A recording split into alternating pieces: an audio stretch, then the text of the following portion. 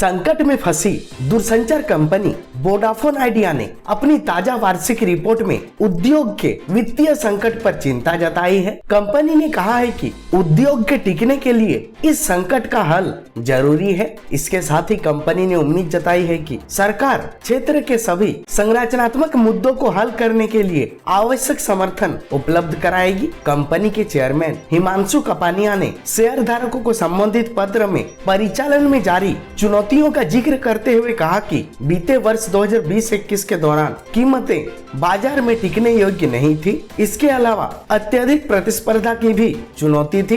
कपानिया ने उम्मीद जताई है कि सरकार उद्योग को भारी भरकम निवेश पर उचित प्रतिफल के लिए समर्थन उपलब्ध कराएगी। जानकारी के लिए बता दें कि कुमार मंगलम बिरला द्वारा अगस्त के शुरुआत में इस्तीफा दिए जाने के बाद वोडाफोन आइडिया के निदेशक मंडल ने कपानिया को गैर कार्यकारी चेयरमैन चुना था। कपानिया ने यह भी कहा कि उद्योग लगातार वित्तीय संकट में है। कंपनी को उम्मीद है कि सरकार उद्योग के समक्ष सभी संरचनात्मक मुद्दों के हल के लिए आवश्यक सहयोग उपलब्ध कराएगी। उन्होंने ये भी कहा कि वोडाफोन आइडिया देश में 25 साल से मोबाइल सेवाएं उपलब्ध करा रही है। कंपनी को उम्मीद है कि सरकार उनके भारी भरकम निवेश पर उचित रिटर्न के लिए समर्थन उपलब्ध कराएगी। कपानिया ने यह भी कहा कि 2020-21 की जरूरत से ज्यादा प्रतिस्पर्धा तथा गैर टिकाऊ कीमतों की वजह से परिचालन का माहौल चुनौतीपूर्ण बना रहा। उन्होंने कहा कि परिचालन की चुनौतियां तो कायम है, लेकिन डिजिटल पहुंच बढ़ने की वजह से दूरसंचार उद्योग के समक्ष जबरदस्त अवसर है। महामारी के दौरान डिजिटल की मांग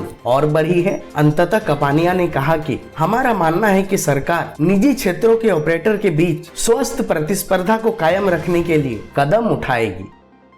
टेलीकॉम न्यूज की रिपोर्ट।